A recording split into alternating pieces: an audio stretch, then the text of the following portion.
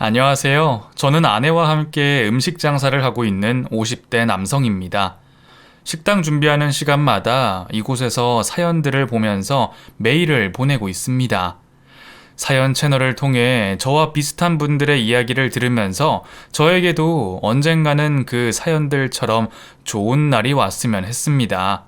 그러다 최근 제가 진심으로 바래왔던 일이 이루어져서 저도 이렇게 한번 사연을 보내봅니다. 70년대 시골에서 태어난 저에게는 어릴 때부터 같이 자라온 동갑내기 덕평이라는 친구가 있었습니다.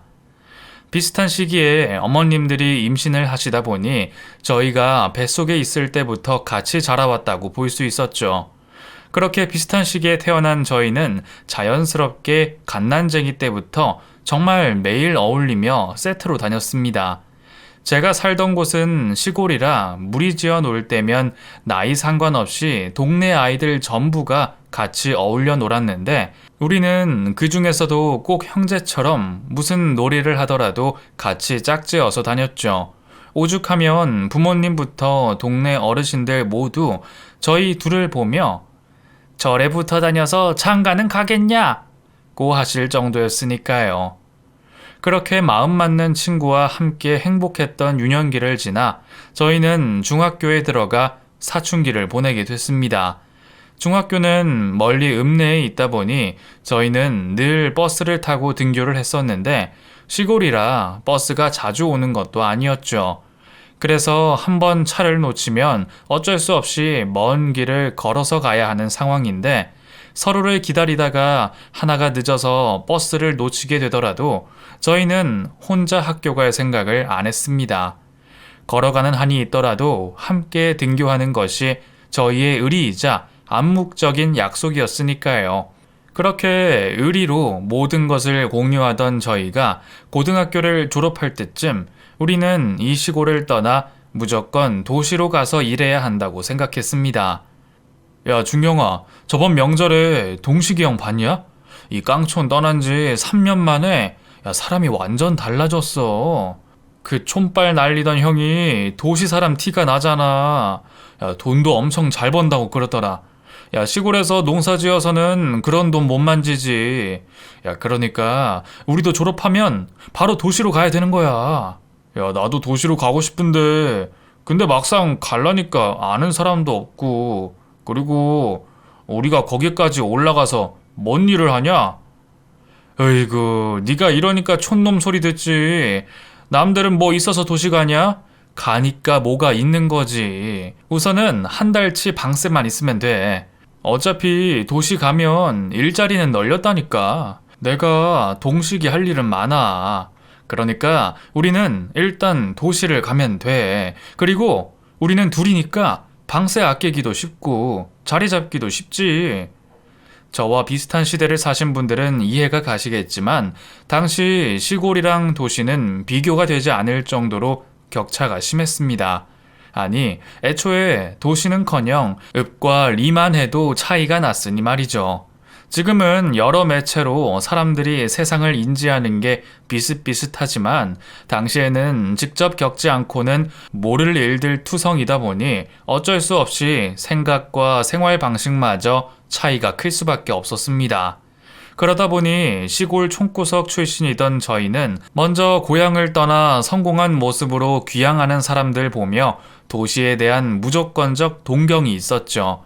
그렇다고 대학 갈 만큼 머리가 좋지도 못했고 이 시골 구석에 있다간 나도 아버지처럼 농사꾼밖에 안 되겠다고 생각했던 저와 덕평이는 고등학교를 졸업하자 정말 딱 한 달치 방세 정도만을 손에 들고 아무 연고도 없는 도시로 올라가게 됐죠. 올라가자마자 저희는 여관의 방을 잡고 곧바로 일자리를 구하러 다녔습니다. 역시 큰 도시라서 그런지 전봇대며 벽보, 게시판까지 사람을 구한다는 글이 엄청나게 많았습니다. 게다가 힘 좋은 젊은 남자 직원들을 구하는 곳이 많았던 덕분에 저희는 큰 어려움 없이 빨리 일을 시작할 수 있었습니다. 그때는 정말 사회 모두가 형편이 어려웠고 그래서 더 열심히 살던 시절인지라 저와 덕평이도 둘이 같이 몇 푼 안 되는 돈을 모으는 데만 열중했습니다. 오로지 돈만 보고 몸이 부서져라 일을 했었죠. 그래도 혼자였음, 아플 때나 외로울 때 버티기 힘들었을 텐데 같이 올라온 고향 친구 덕에 서로를 의지하며 그렇게 고된 타향살이를 견뎌냈습니다. 몇 년을 그렇게 아끼고 돈만 벌고 살다 보니 어느새 우리가 생각하기에 제법 큰 돈이 모였고 그제서야 새로운 일을 해볼 자신이 생겼습니다. 외향적인 성격의 덕평이는 고향에서도 마당발로 유명했는데 도시에 와서도 다름없이 여기저기 여러 사람들과 잘 어울리고 다녔고 어떻게 알게 됐는지 중고차 사업을 하던 분을 만난 뒤로 자기도 그런 사업을 해보고 싶어 했습니다. 사람 좋아하는 그 친구와 잘 어울리는 일이었어요. 하지만 저는 덕평이만큼 재주가 좋지 않은 탓에 그런 큰 꿈을 꾸지는 못했습니다. 그래서 그 당시 저는 제가 늙을 때까지 걱정 없이 일할 수 있는 평생 직장이 뭐가 있을까 하며 안정적인 직업을 고민하던 중이었죠. 덕평이는 자기랑 같이 중고차 사업을 하자고 꼬드기기도 했지만 저는 저대로 진로에 대해 계속 고민만 하며 공장 생활을 계속 이어갔습니다. 길을 가다가 누구를 보면 저 아저씨는 뭐 해 먹고 사실까 궁금했고 평생 밥 굶지 않고 사는 직업이 있을까 더욱 고민스러웠습니다. 그렇게 이런저런 생각을 하며 밥을 먹고 있는데 갑자기 문득 음식 장사를 하면 못해도 굶지는 않겠다라고 생각이 들더군요.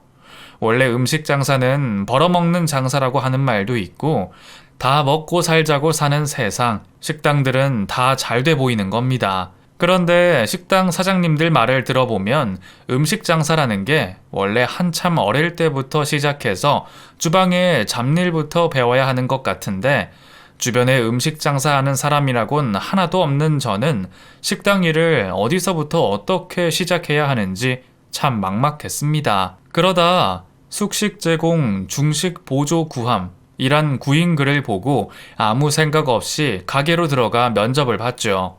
원래는 보조라도 경력이 있는 사람을 뽑을 생각이셨던 모양인지 그런 일을 한 번도 안 해봤다는 제 말에 사장님이 당황하시더군요. 하지만 당시 사장님께서 시골에서 올라와 성실하게 일하고 있는 저를 좋게 봐주셨는지 그저 배우는 마음으로 열심히 하겠다는 제 말에 당장 내일부터라도 와서 일을 하라고 말씀하시더군요. 당시 공장을 계속 다니던 저는 그렇게 일이 금방 구해질지 몰랐던 탓에 조금 바빠지게 됐습니다. 회사에 이야기하는 거야 욕먹고 그만두면 되는 건데 저 혼자 고민한다고 덕평이 녀석한테 얘기를 하지 않았다는 생각에 아차 싶었습니다. 식당 일을 하려면 방도 빼야 하는데 먼저 말하지 못한 것이 순서가 잘못됐구나 싶었죠. 하지만 이미 식당으로 옮기기로 마음을 굳힌 저는 그날 저녁 덕평이에게 낮에 식당에서 면접봤던 일을 말했습니다. 덕평아, 내가 음식 배울 일이 생겼는데 말이야. 그래? 야, 좋은 일이네. 어디서 일하는데? 공장에는 말했고? 내일 말해야지. 근데 거기가 중국집이라 숙식 제공인데 일 시작하면 너랑 생활하는 시간대도 안 맞고 또 거기서 빨리 일을 배우면 내가 방을 나가야 할 것 같아서 말이야.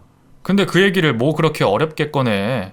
너 설마 내가 그런 일로 서운해 할까봐 그러냐? 괜찮아. 야, 너도 알다시피 나도 곧 일 시작할 거고 우리가 언제까지 같이 살 수 없지. 안 그러냐? 그날 밤 저는 싫은 소리 하나 없이 절 이해해준 친구와 곧 있을 헤어짐을 아쉬워하며 밤새 술잔을 기울였습니다. 당시에 저는 새로 시작하는 일에 대한 기대와 더불어 얼마 되지 않은 평생을 함께했던 친구와의 헤어짐에 복잡한 심정이었습니다. 중마고우와 헤어진다는 것이 다른 무엇보다 아쉽기는 했지만 그래도 앞으로 나아가기 위해서 어쩔 수 없는 잠시의 이별이라 생각하며 마음을 다독이기로 했죠. 그 뒤로 그렇게 시작하게 된 주방 일은 정말 눈코 뜰 새 없이 바빴습니다. 제 머릿속에 있던 주방 일은 현란한 칼질이나 불 쓰는 일이었는데 말단 주방 보조였던 제가 하는 일은 설거지와 쓰레기 정리, 청소 등등 가장 하찮은 일들이었죠. 뭐 어디든 시작이라는 게 있는 법이지만 뭘 몰랐던 저는 내심 김이 새기도 했습니다. 사장님은 청소가 기본 중에 기본이라며 양파 깎는 일도 쉽게 시키지 않으셨어요. 흔히 칼판이라고 말하는 재료를 다듬는 일은 그런 잡일을 한참을 하고 난 뒤에나 시작하게 됐죠. 주방 한켠에서 설거지를 하며 선배들 칼질하는 걸 곁눈질로 배웠지만 이게 또 막상 하려니 쉽지가 않았습니다. 요리라곤 해본 적 없는 제가 처음 해보는 칼질을 하려니 손에 익지가 않아 매번 칼에 베이고 쓸리고 몇 달간은 손에 반창고 떨어지는 날이 없었네요. 그렇게 제가 몸 성한 날 없이 고되게 주방의 일을 배우고 있을 때 제 친구 덕평이는 중고차 시장 일을 잘 해내고 있었습니다. 시작하자마자 계약을 따냈다면서 제게 연락이 왔더군요. 아니, 사실 그 친구는 그게 아니라 다른 무슨 사업을 해도 잘할 사람이었어요. 그렇게 친구와 몸은 멀어졌지만 저희는 여전히 가까이 지냈습니다. 아무리 바쁘더라도 일주일에 한 번씩은 만나서 같이 술 한잔하고 고된 일과 타지 생활의 서러움을 풀곤 했었죠. 바쁜 일상 속에 그 친구와 나누는 잠깐이 제게는 꽤 고마운 위로의 시간들이 됐던 것 같습니다. 각자의 직업에서 열심히 하다 보니 어느새 시간이 쏜살같이 흘렀어요. 이제는 저도 나름 불 앞에서 요리를 할 수 있게 됐고 친구 녀석은 밑에 사원들을 2명 둘 정도가 됐죠. 그렇게 열심히 살다 보니 어느새 여자도 만나고 결혼을 생각할 나이가 됐더군요. 제가 덕평이와는 정말 무슨 인연이 있는지 저희는 직업도 환경도 다른 상황에서 비슷한 시기에 같이 미래를 꿈꿀 수 있는 여자를 만나게 됐습니다. 벌써 자리를 잡아가는 덕평이는 모르겠지만 제게는 결혼식이란 너무 먼 꿈 같은 단어였습니다. 저는 몰라도 여자 인생에 결혼식의 흰 드레스는 로망이라는데 주방에서 일을 시작한 지 몇 년 안 되는 저에게는 사랑하는 사람에게 그런 행복을 누리게 해줄 여력이 없었습니다. 하지만 서로 확신이 있었기에 결혼을 결심하게 됐죠. 그래서 저희 부부는 없는 살림에 양가 허락만 받아 물 한 잔 떠놓고 우리끼리 작은 결혼식을 할 예정이었어요. 야, 준경아, 우리 고향 내려가면 우리 보고 위장 결혼이다 막 이런 소리 하는 거 아니야? 옛날에도 어른들이 둘이 사귀냐고 놀리셨잖아. 아니 그런데 우리가 아무리 친하다고 해도 야 어떻게 결혼까지 이렇게 비슷하게 하냐? 그니까 우리 고향 내려갈 땐 눈치 봐서 따로 다른 날에 가야겠어. 야 이왕 이렇게 된 거 우리 결혼식도 그렇고 신혼여행도 같이 하자. 어이구 왜? 집도 같이 살고 나중엔 관에도 다 같이 들어가자 하지? 야야 나 농담하는 거 아니야. 너가 재수 씨한테 허락만 받으면 돼. 뭔 자다가 봉창 두드리는 소리야. 너도 괜히 농담하지 마. 야 준경아 농담 아니라니까? 야 내가 네 형편 모르는 것도 아니고 그거 가지고 얼굴색 안 좋은 것도 아는데 돈 걱정 때문이라면 걱정할 필요 없어. 내가 혜경이랑 장인어른 집에도 사정 다 말씀드리고 허락도 받아놨어. 네 의사는 필요 없고 재수씨 허락만 받아와. 뭐? 너 진짜 왜 그래? 야 결혼식이 한두 푼도 아니고. 30년 지기 그 친구는 정말 제 마음속에라도 들어갔다 왔는지 결혼식으로 고민하던 제 마음을 알고 합동 결혼식을 이야기했어요. 아무리 친구라지만 그런 부담을 느끼기는 싫었던 저는 거절을 말했습니다. 하지만 끈질긴 덕평이는 하루가 멀다 하고 전화하며 저를 설득했고 저는 결국 마지못해 덕평이의 제안을 수락했죠. 말로는 이왕 빌린 식장에 숟가락 하나 더 얻는 거라며 대수롭지 않아 했지만 한두 푼 드는 결혼식도 아니고 하객들도 겹쳐 축의금이 배로 들어오는 것도 아닌데 그렇게까지 저를 생각하는 게 참 고마웠습니다. 재수 씨도 인생 한 번뿐인 결혼식 혼자 주인공이 되고 싶었을 텐데 그런 쉽지 않은 선택을 한 덕평이와 재수 씨에게 너무 고마웠죠. 워낙에 형제같이 지내오던 저희로 인해 아내와 재수 씨도 가깝게 지내왔고 그렇게 저희는 결혼식과 신혼여행까지 함께 떠나며 더욱 돈독한 관계가 됐습니다. 그렇게 저희는 결혼 후에도 서로 자주 왕래하고 누가 먼저라고 할 거 없이 어려울 때면 늘 서로를 챙겨주며 살았던 것 같아요. 시간이 지나며 덕평이의 중고차 사업은 기존 고객들의 입소문이 날이 갈수록 번창했고, 저 또한 주방에서 질긴 노력으로 인정받기 시작했습니다. 그렇게 순리에 맞게 지내던 저에게 고민이 하나 있었습니다. 결혼 후 우리 부부에겐 어쩐 일인지 아이가 생기지 않았습니다. 누구보다 아이를 원했던 우리였기에 저희 부부는 임신 소식을 기다리고 있었죠. 하지만 몇 년 동안이나 아이가 잘 가져지지 않자 몸에 좋은 보약도 먹어보고 용하다는 무당집에서 부적까지 몸과 베개 밑에 넣고 지냈지만 아무런 효과는 없었습니다. 고향이 있는 양가 부모님 모두 걱정이 많으셨지만 누구보다 가장 아쉬웠던 건 당연히 저희 부부였습니다. 지금처럼 시험관 아이라도 시도해볼 수 있었더라면 좋았을 텐데 그때는 그런 것도 여의치가 않았네요. 사지 멀쩡한 남녀가 아이를 갖지 못하니 우리는 언제나 스스로를 탓하고 늘 하늘만 원망했습니다. 그렇게 우리 부부가 아이를 갖기 위해 부단히도 노력할 때 덕평이네 먼저 좋은 소식이 들렸습니다. 재수 씨가 임신을 하게 된 거죠. 친구가 먼저 아이를 가졌다는 소식에 저희도 큰 축하를 건넸습니다. 우리도 그토록 바래왔던 아이였지만 덕평이의 희소식이 제 일처럼 기쁘더군요. 하지만 그 녀석은 우리가 속상할까 싶었던 건지 그 좋은 소식을 전하면서도 우리에게 마치 죄라도 지은 것 마냥 조심스러워 했습니다. 그런 친구의 미안함을 알았던 저와 아내는 더욱 진심으로 아이의 탄생을 축하했습니다. 조카 딸도 내 딸과 마찬가지니 저희에게도 더할 나위 없이 기쁜 일이었죠. 그리고 저희는 덕평이 부부와 마찬가지로 10달을 오매불망 조카가 태어나기만을 기다렸습니다. 그렇게 10달을 기다리고 보게 된 서연이는 정말 천사 같았어요. 비록 제 아이는 아니었지만 정말 눈에 넣어도 아프지 않을 것 같았고 그 많은 아이들 중에서도 유독 빛이 나고 있었죠. 그런 아이를 보며 우리도 나중에 태어날 아기를 위해 조급해하기보단 조금 마음을 편히 가지기로 했습니다. 우리가 가지고 싶다고 노력한다고 되는 것도 아니고 우리가 마음을 편히 가지고 기다린다면 저 천사 같은 아이가 우리에게도 생기지 않을까 하고 말이에요.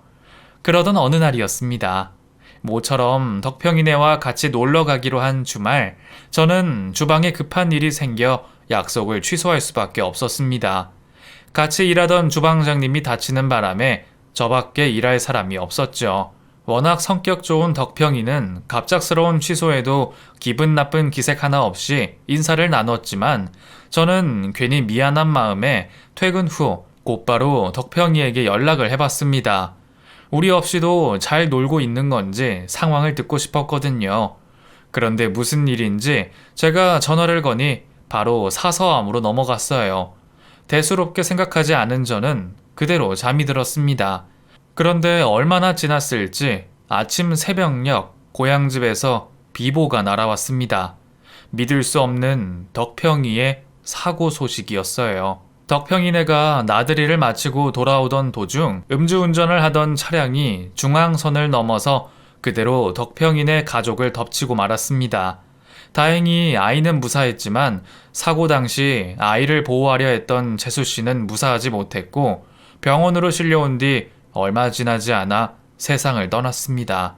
자신을 희생한 재수 씨 때문에 어린 서연이는 크게 다치지 않았지만 재수 씨와 마찬가지로 덕평이도 상태가 좋지 못했습니다.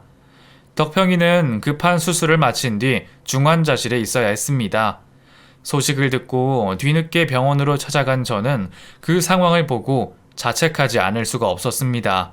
내가 약속을 취소하지 않고 나갔다면 그 가족들에게 이런 사고가 있었지 않았을 거란 생각에 모든 것이 내 탓이라는 생각만 들더군요. 하지만 계속 슬퍼하고 있을 수만은 없었습니다. 상황도 모르고 엄마와 아빠를 찾고 있는 서연이를 보니 제가 정신을 차려야만 했어요.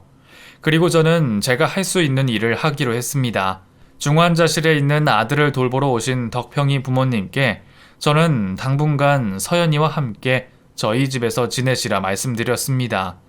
그리고 다른 가게에서 일을 하던 아내는 그날로 일을 그만두고 덕평이 부모님과 함께 덕평이와 서연이를 교대로 돌봐왔고, 저도 틈날 때마다 병원으로, 집으로 가서 일을 거들곤 했습니다. 제가 자책을 느끼는 만큼 덕평이도 누구보다 자신을 탓하고 있을 것을 알기에 저는 덕평이에게 조금이라도 힘이 되고 싶었습니다.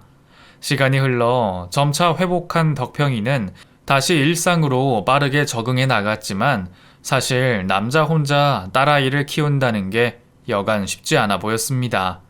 저와 아내 또한 그런 부분을 충분히 예상하고 있기에 옆에서 힘이 돼주기로 했죠. 덕평이도 그런 우리를 고마워하며 아예 저희 집 근처로 이사를 와서 저희는 더 가깝게 지낼 수 있었습니다. 저는 덕평이가 부담을 느끼지 않기를 바랬습니다. 아이가 없던 우리에게 딸같이 생각하던 서연이와의 시간은 너무나도 행복한 시간이었으니까요. 그렇게 몇 년 동안 저와 아내, 그리고 덕평이와 서연이는 한 가족처럼 행복하게 지냈고, 그 사이에 저는 이전 가게 사장님의 배려로 아내와 같이 꾸릴 수 있는 작은 가게를 차리게 됐습니다. 그 시간 동안 여태 바라던 아이는 없었지만 서연이 덕분인지 저희는 그런 생각이 나지 않을 정도로 행복한 시간을 보내고 있었습니다. 다만 덕평이가 병에 걸렸다는 소식을 듣기 전까지는요, 유난히 굳은 얼굴로 저에게 가게를 마치고 오랜만에 술 한잔 하자는 덕평이를 보니 필시 좋지 않은 일이겠다는 예상은 했지만 설마 그런 소식을 듣게 될 줄은 몰랐습니다. 그 젊은 나이에 암이라곤 생각하지 못했겠죠. 야, 무슨 안 좋은 일이 있어서 그렇게 죽상을 하고 있어. 말해봐. 형님이 다 들어줄 테니까. 준경아, 야, 세상이 나를 참 가만히 두질 않는다. 사고로 혜경이 잃고 이제 겨우 마음 다잡고 지낸다 생각했는데 이제는 나보고 병이 있단다. 췌장암이란다. 나 곧 죽는데. 그 말을 끝으로 흐느끼며 울고 있는 친구에게 저는 뭐라 말 한마디 건넬 수가 없었습니다. 하늘도 어떻게 이러실 수가 있는지 덕평이한테 소중한 사람을 잃게 하시고 또 이렇게 불행을 주시다니요. 암 판정 받고 서연이 생각밖에 안 나더라. 걔는 무슨 잘못이 있다고 엄마 잃고 이렇게 천의 고아가 되는 거냐고. 그래서 말인데 너한테 서연이 부탁 좀 한다. 내가 형제가 있냐. 그렇다고 고향에 계신 나이 드신 부모님에게 맡길 수도 없고, 아무리 생각해도 나만큼 서연이를 아껴줄 사람은 너밖에 없어. 우리 서연이가 독립할 때까지만 부탁할게, 친구야. 야, 너 무슨 나약한 소리야. 어떻게든 살 생각을 해야지. 곧 죽을 사람처럼 지금 뭐 하는 거야? 서연이가 그렇게 걱정되면 살아서 나중에 서연이 시집 가는 것까지 보고 죽어. 괜히 마음 약해져서 헛소리 하지 말고. 저라고 친구에게 타박을 하고 싶지는 않았지만 그때는 저도 그런 모진 소리밖에 할 수 없었습니다. 그렇게라도 해서 친구가 병에 걸려 죽는다는 걸 부정하고 싶었으니 말이죠. 하지만 그 뒤로 하루가 멀다 하고 말라가며 차오르는 복수에 누워있는 것마저 고통스러워하는 친구 녀석을 보며 저는 그런 모진 소리를 한 저를 원망했습니다. 그리고 친구와 절대 깨지 않을 약속을 했죠. 나중에 덕평이와 재수씨에게 부끄럽지 않게 서연이를 잘 키우겠다고, 정말 내 친자식처럼 키우겠다고 말이죠. 아내에게도 상의를 했지만 아내도 저와 같은 생각이었습니다. 그리고 단순히 후견인이 되는 것이 아니라 서연이를 덕평이네와 우리 모두의 아이로 생각하기로 하고 입양을 결심했죠. 서연이를 데려오며 우리는 자식 낳을 생각을 접기로 했습니다. 그렇게 얼마 뒤 하늘은 무심하게도 결국 덕평이를 데려갔습니다. 저와 아내에게도 친구의 죽음이 받아들이기엔 짧은 시간이었는데 고작 초등학생이었던 서연이에겐 오죽 더했을까요? 아직 엄마의 죽음도 모두 다 이해하지 못했을 아이에게 말이죠. 그렇게 혼란스러울 아이에게 가중시키고 싶지 않았습니다. 여전히 우리를 이모 삼촌이라 부르는 아이에게 아빠와의 약속으로 너를 입양을 하게 됐다는 말을 할 수가 없었습니다. 그래서 저는 서연이가 스스로 이해하고 정리가 될 때까지 시간을 두기로 했죠.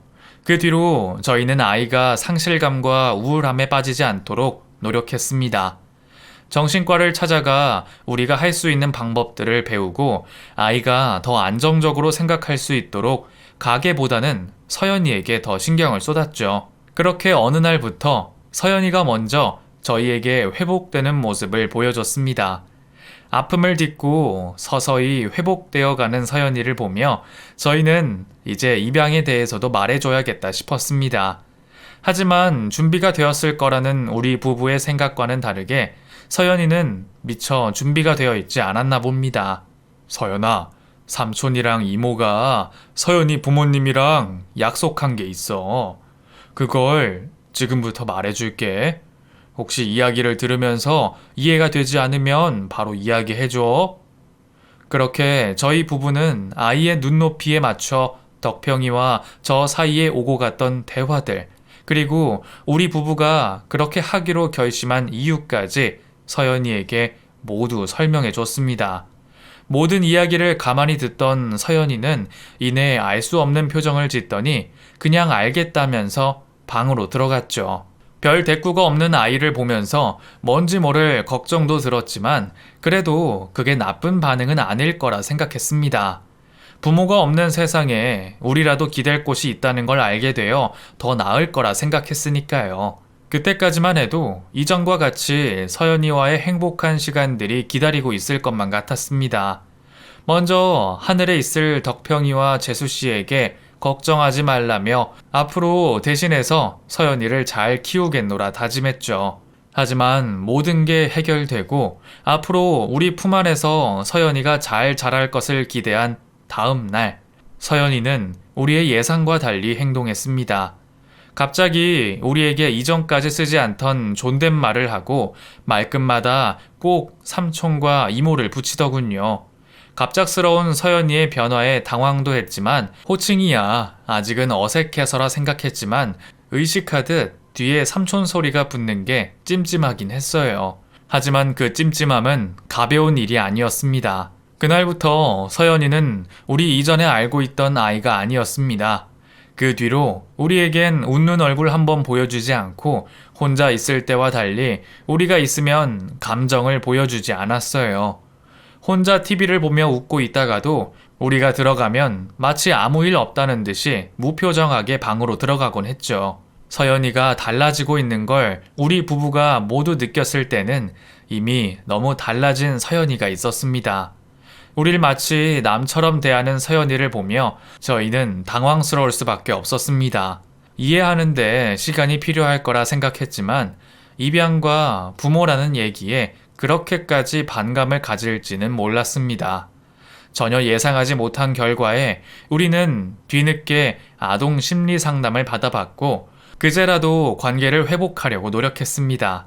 의사 선생님은 아이 개개인마다 다르겠지만 서연이의 경우에는 부모님 사망 후 갑작스러운 변화를 받아들이지 못하여 혼란스럽고 불안한 마음에 보여지는 행동일 수 있다고 말씀해 주셨죠. 그 어린 아이에게 우리가 미처 헤아리지 못할 만큼의 슬픔을 우리가 너무 쉽게 보듬으려고 했구나라는 생각에 저는 너무 미안해서 가슴이 미어져 왔습니다. 그 뒤로 더욱 관심을 쏟으며 정신과와 아동심리 선생님들의 조언을 들어가며 서연이를 치료하려고 부단히 애썼지만 들이는 노력에 비하면 딱히 드라마틱한 변화는 없었습니다. 시간이 지나면 상황을 받아들이고 좋아진다던 전문가의 말과 달리 중학교에 올라가 사춘기를 맞은 서연이는 관계를 회복하고자 노력하는 우리의 행동과 애정이 더 불편했는지 갑자기 밖으로 나다니기 시작했습니다. 처음에는 이유 없이 늦어지는 귀가 시간이 시작이었습니다. 아이를 길러본 적도 없던 우리는 서연이를 내 자식처럼 사랑했지만 그런 상황을 어떻게 다루어야 하는지는 알지 못했습니다. 그렇다고 매를 들 수는 없고 처음에는 무조건 대화로 풀어야 한다고 생각했었죠. 서연아, 시간이 몇 시인데 이제 들어오니? 삼촌이랑 이모가 계속 걱정했잖아. 전화는 받지도 않고 학교에서 무슨 일이 있었어? 그냥 친구들이랑 앞에서 놀았어요. 그래, 친구들이랑 노는 것도 좋고 밖에 있는 것도 괜찮은데 다음부터는 걱정하니까 전화 받거나 미리 문자라도 연락을 줘라. 매번 눈도 마주치지 않고 빨리 자리를 피하고 싶어 하는 아이를 보며 답답한 생각이 들기도 하고, 한편으로는 또 우리가 뭘 잘못했나 이유를 알고 싶었습니다. 그래도 애가 무슨 잘못이겠냐는 생각에 아이가 대답 없는 이유를 항상 제 탓으로 생각했죠. 그렇게 방황하는 서연이를 보면서 저와 아내가 매일같이 애만 태우던 중 어느 날 아이가 밤 10시가 넘어가도 집으로 돌아오지 않는 겁니다. 아무리 늦어도 10시 전까지는 들어오던 아이인데 역시나 핸드폰은 아무런 응답이 없었고 우리 부부의 머릿속에는 안 좋은 생각만 가득했습니다. 저희는 아이를 찾아 나섰습니다. 아내는 학교 친구들에게 전화를 돌리고 저는 경찰서로 달려가 아이를 찾아달라 했습니다. 경찰관이 단순 가출이라는 얘기에 저는 처음으로 경찰 멱살을 잡아보기도 하고 우리 아이는 그러지 않는다며 애걸복걸도 해봤지만 순찰하며 한번 찾아보겠다는 무관심한 답변밖에 듣지 못했습니다. 그렇게 저는 인근 놀이터부터 동네 번화가까지 밤새워서 아이를 찾아 돌아다녔습니다. 그러는 사이 언제 시간이 그렇게 지났는지 날이 밝아오기 시작했고 제가 날이 밝았음을 알았을 때는 저는 정말 서연이에게 무슨 일이 생겼구나 싶어 눈물이 쏟아졌습니다. 그렇게 주저앉아 탄식하던 그때 아내에게 연락이 왔습니다. 서연이가 집에 들어왔다는 말이죠. 집으로 뛰어들어가 아무렇지 않은 서연이를 보고 나서야 저는 내내 졸이던 마음이 놓이며 안심이 됐죠. 서연아, 대체 어디 갔었어? 삼촌이 놀라서 밤새 찾아다녔잖아. 어디 다친 데는 없는 거지? 친구 집에 있었대요. 내가 다 이야기했으니까 서연이 그냥 자게 놔둬요. 당신도 가게 나가기 전에 눈도 좀 붙이고요. 아, 그랬구나. 그래, 피곤하겠다. 들어가서 자렴. 진짜 부모도 아니면서 괜히 걱정한 척은. 아이의 나지막한 혼잣말에 저는 제 본심과 다르게 목소리가 커졌습니다. 뭐? 뭐라고 했어, 이서연? 걱정한 척? 너는 지금 삼촌이랑 이모 모습 보고도 그런 말이 나오니? 우리가 너한테 무슨 일이 생겼을까봐 얼마나 걱정한 줄 알아?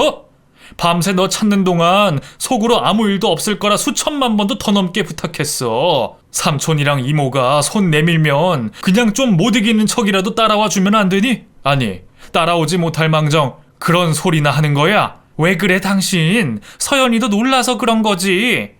당신 얼른 들어가서 자. 지금 예민해서 그래. 내가 지금 우리 좋자고 이러는 거야? 근데 어떻게 저런 말을 해? 더 할 말 없는 거죠? 그럼 들어갈게요. 그렇게 서연이는 제가 하는 말이 세상 귀찮은 듯이 문을 닫고 방으로 들어갔습니다. 문 닫는 소리에 제 가슴이 무너지는 듯이 아파왔습니다. 그리고 저를 제외한 아내, 서연이, 덕평이, 재수씨까지 모두에게 미안하고 죄스러웠어요. 못난 내가 또 상황을 꼬아놨구나 싶었죠. 그날 이후 제가 먼저 서연이에게 사과도 하고 우리 부부의 마음을 이야기해봤지만 서연이는 오히려 이전보다 더 마음이 다친 듯한 모습이었습니다. 그래도 언젠가는 아이가 우리를 이해해주는 날이 오지 않을까 하고 마음을 다잡으며 다시는 서연이에게 큰 소리 내지 않겠다고 다짐했죠. 그렇게 매해 시간은 흘러갔지만 서연이는 집에 마음을 붙이지 못한 채 계속해서 방황을 하고 있었어요. 그러다 가출이라도 하면 아내와 제가 가게를 닫고 길거리로 찾으러 다녔고 사고라도 쳐서 학교에 불러 들어가면 다른 집 부모들에게 무릎을 꿇고 두 손이 발이 되랴 싹싹 빌었죠. 내 아이가 그랬다니 다 내 탓이라는 생각이 들어 창피하거나 부끄럽지 않았습니다. 정말로 제 잘못으로 느껴졌으니 말이죠. 우리는 그저 아이가 사춘기가 지나서 우리 마음을 아주 조금이라도 이해하는 날이 오면 모두 해결되는 일이라 생각했고 몸성이 건강하게만 자라줬으면 바랬습니다. 어느새 동네에선 우리 음식점보다 말썽 부리는 서연이네 부모로 더 유명해졌지만 저는 그렇게라도 남의 눈에 부모라 보여지는 게 기분이 좋았습니다. 그러면서도 마음을 못 잡은 서연이를 보면 복잡한 생각이 들 수밖에 없었죠. 그럴 때면 저는 친구가 있는 곳을 찾아 넋두리를 하곤 했습니다. 덕평아, 나 왔다. 거긴 어째 여기보다 살기 편한가? 꿈에서도 나올 생각을 안 하네. 그래, 나한테 올 시간 있으면 우리 서연이한테 자주 나와라. 걔가 아직도 마음이 아픈가 봐. 그런데 내가 잘 보듬지도 못하고 맨날 못해줘서 미안하네.